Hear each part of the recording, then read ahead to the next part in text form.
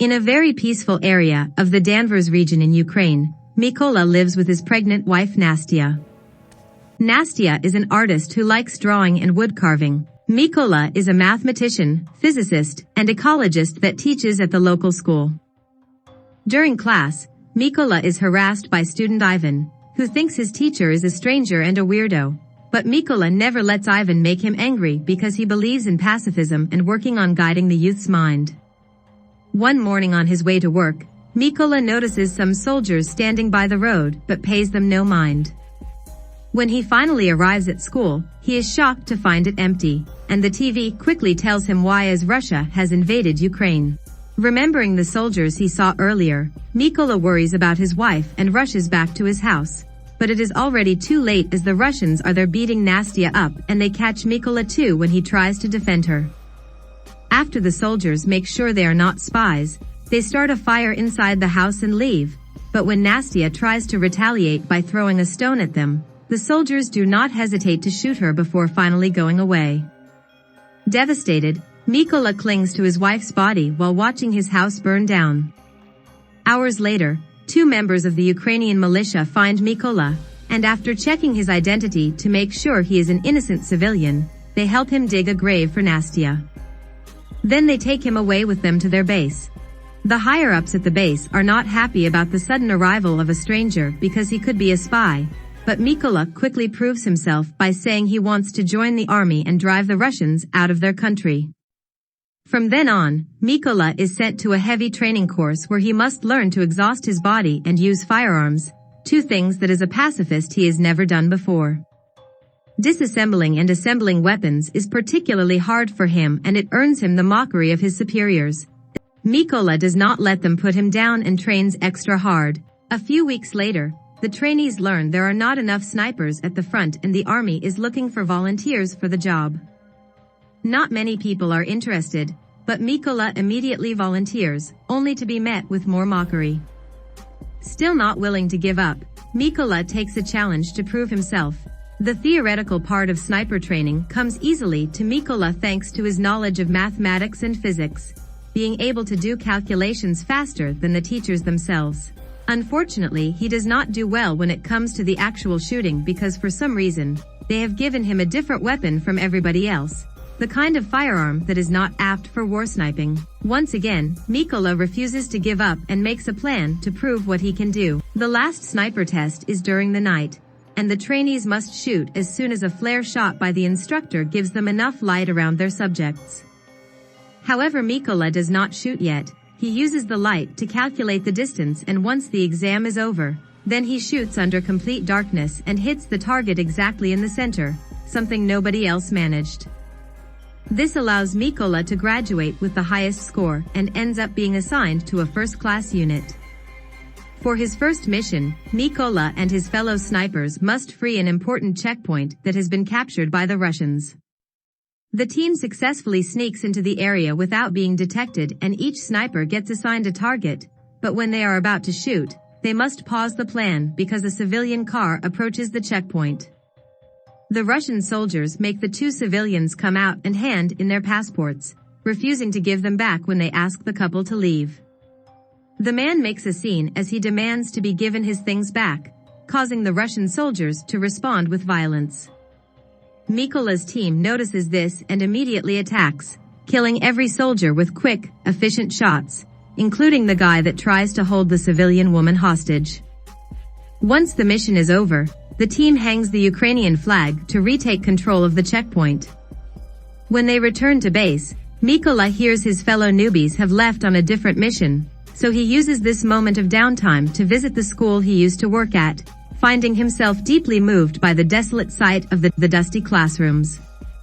The next day, when the other team comes back, Mykola is hit by the hardest of news. One of his friends has died at the hands of an enemy sniper. This adds to the list of reasons why Mykola wants to get revenge. For the next mission, Mykola's team hides a bunch of explosives on trees behind leaves before they hide in the grass while waiting for their enemy to show up. When the Russian soldiers appear in the forest as reports had anticipated, Mykola hesitates to shoot because he sees something he cannot believe. Ivan has joined the Russian army and is coming this way with the rest of their enemies. He snaps out of it when the captain orders him to shoot, and Mykola hits the detonator, killing every Russian soldier, including Ivan. When the captain asks him what was all about and hears Mykola's explanation, he responds Ivan had made his choice. Later, during a break, Mykola and the captain bond over their memories of home. The captain carries with him a picture of his family and explains he has an agreement with his wife not to tell his daughters the nature of his job, so they think he is away on a business trip. In return, Mykola shows him the wood angel, explaining it symbolizes his own family. A few days later, the Ukrainian forces manage to secure the trenches by the border, so the sniper team gets in position to wait for the Russian forces that are getting ready to invade this region.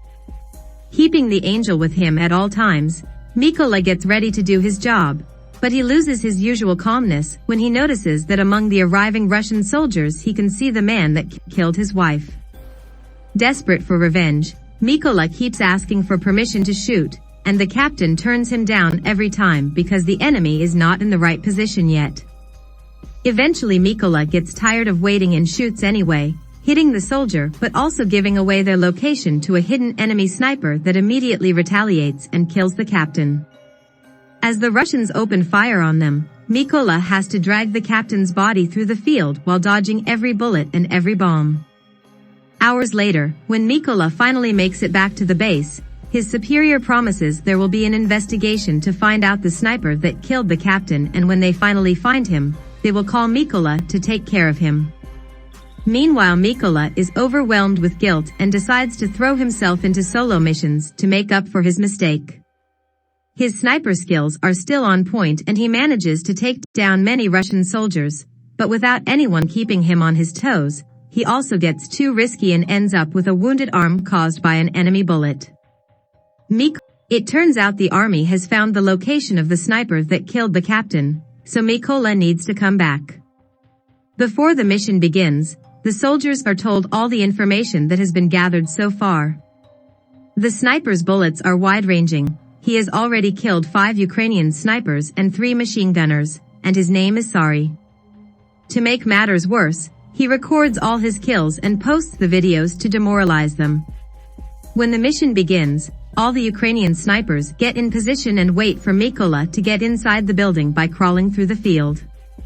The first soldier he finds is the other man that had attacked his home and still remembers Mykola, saying he should have killed him the first time. After killing him with one quick and satisfying shot, Mykola gives his teammates the okay to attack, prompting all the Ukrainian snipers to fire at the same time and managing a sweep of the area without raising any alerts.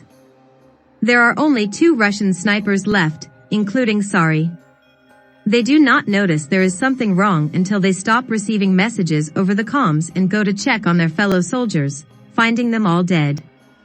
While Mykola uses the chance to get deeper into the building unnoticed, Sari calls for backup and sends the other soldier to keep watch before he returns to his spot, where he is surprised to see a little wood angel. At that moment Mykola comes out, jumping on Sari to kill him with a knife while the other Russian soldier falls victim to a grenade that is waiting for him. Then the backup that Sari called for arrives at the area, so Mykola uses Sari's radio to tell the new soldiers that they will pay for what they did. As soon as the Russian truck parks, the Ukrainian soldiers open fire on it, eliminating all the targets in seconds. Now that Mykola has avenged his wife, his friend, and his captain, he decides to take a break and go back home to visit Nastia's grave, making sure to fix the cross that had fallen. Sadly, as much as he misses his home, he cannot stay because there is much more work to do for his country. Soon he is on another solo mission, ready to bring down as many Russian soldiers as necessary.